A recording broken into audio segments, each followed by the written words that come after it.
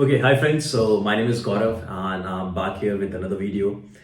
Today we have got a special guest. आज हमारे साथ मेरे friend आदिल हैं यहाँ पे. आदिल वेलकम. Thank you. और मैं चूँकि आप जानते हैं आई एम फ्रॉम इंडिया और आदिल जो मेरे फ्रेंड है ये भी यहाँ पे पीएचडी कर रहे हैं मेरे साथ यहाँ इंग्लैंड में.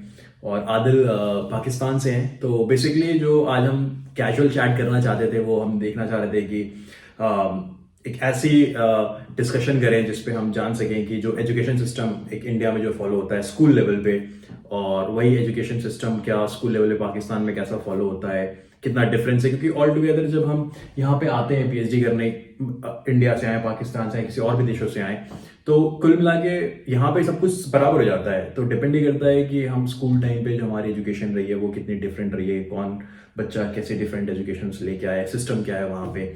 और बेसिकली ये जानने का मकसद है आज के इंटरव्यू में. और आइए देखते हैं क्या क्या बातें पता चलती हैं. तो आदिल और कैसे हैं आप? अच्छा, तो आदिल सबसे पहला जो सवाल मैं जानना चाहूँगा, जैसे कि अगर मैं इंडिया की बात करूँ तो जो हमारे 12th तक के जो स्कूल होते हैं उसमें जो हमारे जो बोर्ड्स होते हैं वो आपके स्टेट बोर्ड्स होते हैं. जैसे कि अगर हम बात करें हमारे यहाँ यूपी बोर्ड है और कर्नाटका बोर्ड है, तमिलनाडु बोर्ड है, ये स्टेट बोर्ड आते हैं. उसके बाद फिर हमारा एक सीबीएसई बोर्ड होता है, सीबीएसई बोर्ड होता है, फिर उसके बाद आईसीएसई बोर्ड होता है. तो मेजर ये 3 बोर्ड्स होते हैं स्कूल लेवल पे हमारे. तो ये आपका पाकिस्तान में ऐसा कितना डिफरेंस है इसका? सो पाकिस्तान लिटिल बिट डिफरेंट है. हमारे यहाँ भी बोर्ड्स होते हैं, लेकिन उसमें ये होता है कि एक मेन फेडरल बोर्ड है और फिर हमारे यहाँ डिफरेंट प्रोविंसेस हैं, 5 प्रोविंसेस हैं, और ईच प्रोविंस में फिर डिफरेंट बोर्ड्स हैं depending on just the division is depending on the area. So they in Punjab for example 9 boards हैं. तो लेकिन ये सब तमाम बोर्ड्स जो हैं ये फिर एक अंडर वन अथॉरिटी जिसे हम IBCC कहते हैं उसके अंडर आ जाते हैं. तो डिफरेंट बोर्ड्स हैं, लेकिन ये नहीं है कि प्रोविंस का एक बोर्ड है. With in province also number of boards हैं. तो जो इनकी इन डिफरेंट बोर्ड से जो आपको एफिलिएशन की जो डिग्री मिलती है तो इक्विवेलेंट होती है हर जगह? इक्विवेलेंट होती है, लेकिन जैसे कि मैं आपको बताऊं, हमारे यहाँ जैसे कि मान लीजिए कोई यूपी बोर्ड से पढ़ा है, यूपी बोर्ड जैसे उत्तर प्रदेश स्टेट है, कोई यूपी बोर्ड से पढ़ा है, कोई बिहार बोर्ड से पढ़ा है, और एट द सेम टाइम कोई बंदा है जो सीबीएसई बोर्ड या आईसीएसई बोर्ड से पढ़ा है. तो ऑलमोस्ट जो सिलेबस होता है बहुत माइन्यूट डिफरेंस होता है, ऑलमोस्ट सेम ही रहता है. और वो सारे बच्चे किसी भी बोर्ड से पढ़े हों वो हर प्रकार के एग्जाम में अप्लाई करने के लिए एप्लीकेबल होते हैं, क्योंकि ये माना जाता है कि तीनों बोर्ड से जो डिग्री है बच्चे के पास वो बराबर है. In this sense equivalent degree तो इक्विवेलेंट ही होती है. मतलब अगर वो 12th ग्रेड की डिग्री है तो 12th ग्रेड की डिग्री होगी. लेकिन सिलेबस वाइज भी देखा जाए तो इक्वली होते हैं, लेकिन exams different difficulty in exam difficult different होती है. जैसे कि मैं बताऊं, ये हमारे दर्शक भी जानते होंगे कि हमारे यहाँ आईसीएसई बोर्ड में काफी हाई स्कोरिंग रहते हैं, अराउंड लाइक 90% 95% तक के मार्क्स आते हैं. पाकिस्तान में भी सपोज करें कुछ प्रोविंसेस के कुछ बोर्ड्स हैं जिसमें बहुत डिफिकल्ट होता है नंबर लेना. हाँ, कुछ में फॉर एग्जांपल फेडरल बोर्ड में नंबर्स कम होते हैं ओवरऑल देखा जाए. लेकिन अगर दूसरे बोर्ड्स देखे जाएं तो उसमें स्टूडेंट्स के बड़े हाई नंबर्स होते हैं. तो ये फिर आप यूनिवर्सिटी में जब अप्लाई करते हैं तो वो इक्वली आपको कंसिडर करते हैं. लेकिन ये चीज़ फिर उधर आ जाती है कि अगर आप एक प्रोविंस के किसी बोर्ड से डिग्री लेके आए हुए हैं तो मे बी आपके नंबर्स बहुत हाई हैं. लेकिन अगर आप फेडरल बोर्ड से पढ़ के आए हैं तो आपके नंबर लो होंगे, लेकिन यूनिवर्सिटी आपको कंसीडर इक्वली करेगी. ये फिर बढ़िया चीज़ है. ये जैसे हमारे यहाँ की मतलब आप स्टेट बोर्ड से स्टेट बोर्ड में 60% 70% लाना वो काफ़ी हाई मेरिट मानी जाती है. और वहीं आपका आईसीएसई सीबीएसई बोर्ड में वो नंबर की उतनी ज़्यादा खास वैल्यू नहीं होती.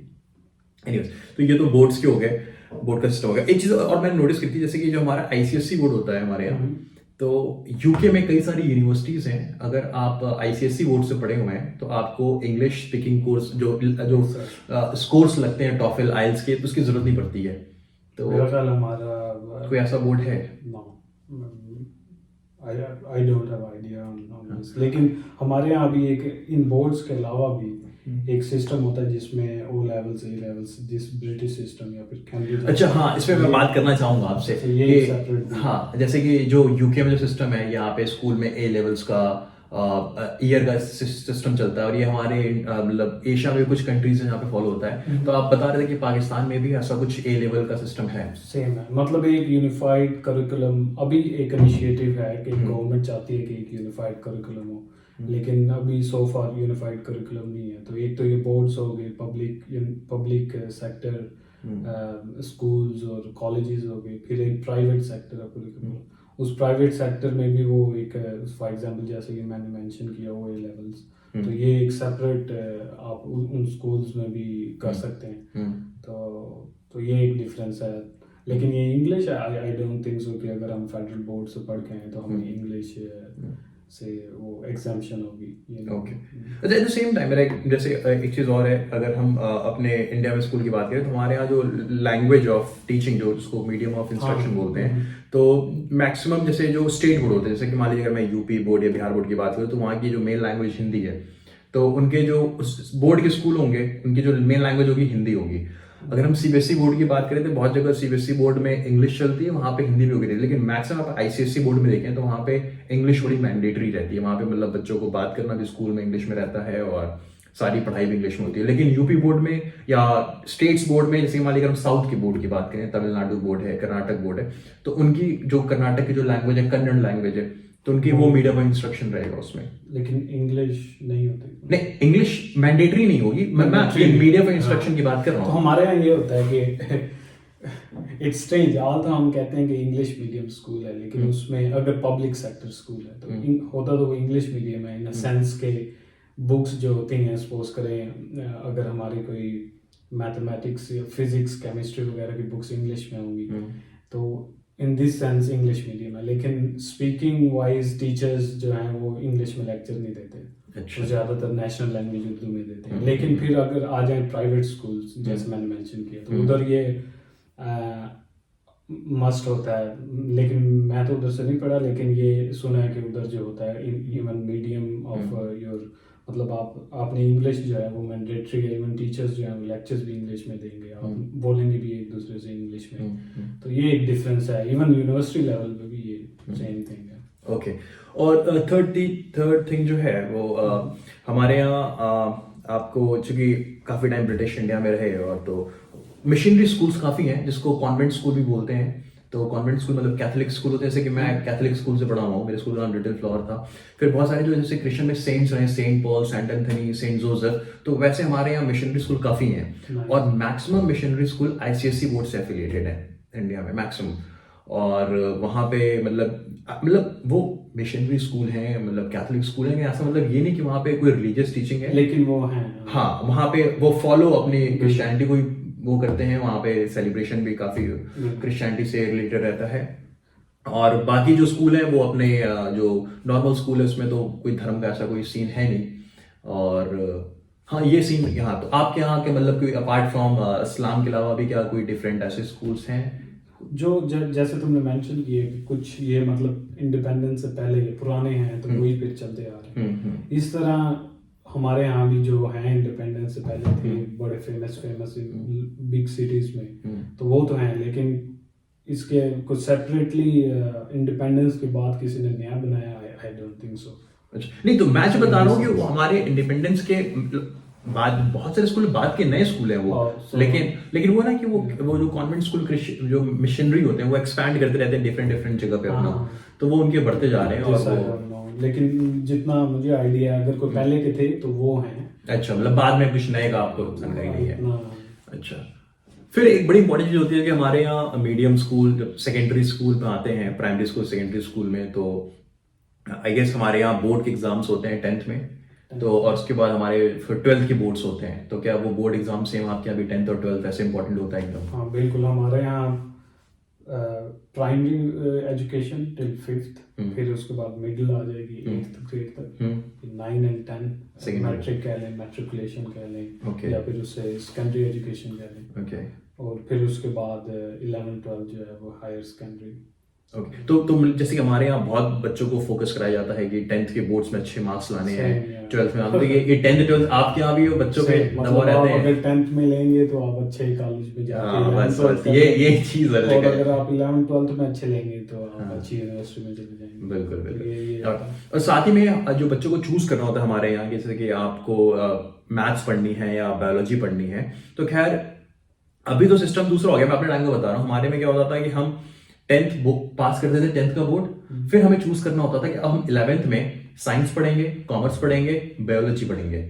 ये हमें 11th-12th में चूज करना होता था, क्योंकि 10th तक हमारे सारे सब्जेक्ट सेम रहते थे। तो आपके यहाँ पे क्या मतलब 11th-12th में चूज करना होता है कि आपको क्या स्ट्रीम पढ़नी है, या कुछ पहले से भी रहता है? मेनली 11th-12th में होता है कि आपने, लेकिन जब आप 9th में जा रहे होते हैं, मिडिल टू सेकेंडरी, वहाँ भी आपके पास ऑप्शन होता है कि आप आर्ट्स में जाना चाहते हैं, या साइंस में जाना चाहते हैं, या कॉमर्स में जाना चाहते हैं।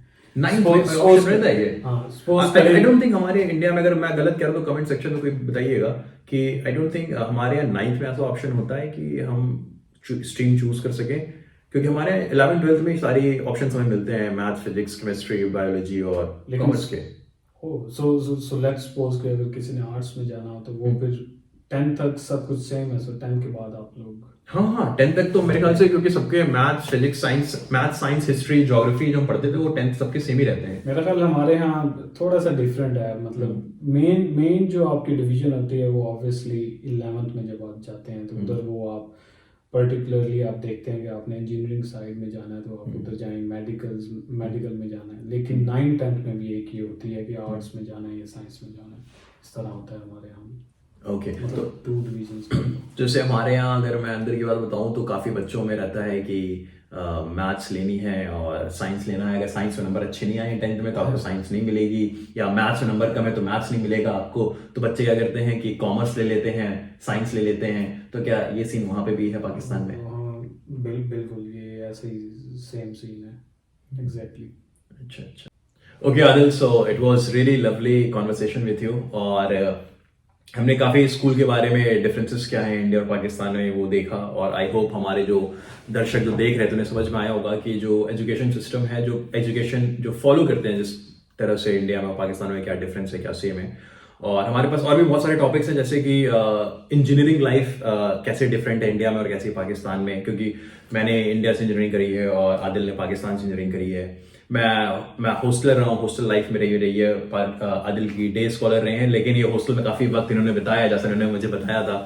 तो हम इंजीनियरिंग पे भी वीडियो लाने की सोच रहे हैं, और उसके बाद फिर जब आप इंडिया और पाकिस्तान से बाहर आते हैं अपनी पीएचडी के लिए या हायर स्टडीज़ के लिए, तो क्या क्या तैयारियां करनी पड़ती हैं। जबकि आदिल ने यूरोप में भी अपनी मास्टर्स करी है, और फिर उसके बाद वो इंग्लैंड आए पीएचडी करने के लिए, जिन्होंने काफ़ी 2 अलग अलग स्कॉलरशिप्स के लिए भी के थ्रू आए थे ये।